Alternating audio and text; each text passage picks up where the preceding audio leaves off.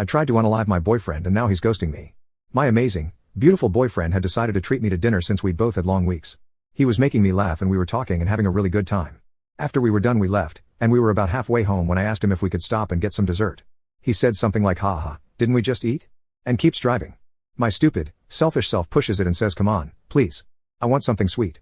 He replies that we have ice cream at home and continues driving.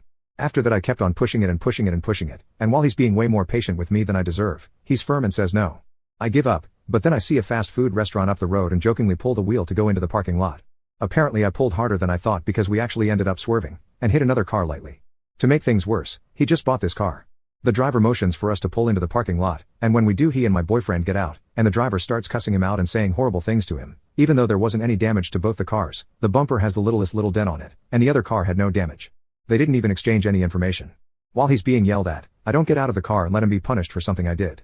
When he gets back in and starts driving, he's gripping the steering wheel so hard that the veins on his arms are popping out. His entire face is red and he hasn't said anything to me. To try and break the tension a little, I say well, that could have gone a lot worse. As soon as I say that, he stomps on the brakes and just tells me to get out of his sight, in the angriest voice imaginable. I've never felt afraid of him, but in that moment I did. He looked like he was struggling not to hurt me. I got out and he sped off.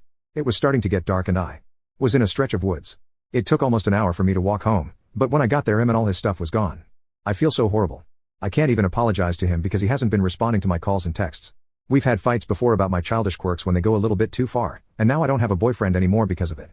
I've been getting texts like what the F and what the hell is wrong with you from our friends, so I think he's told them what happened.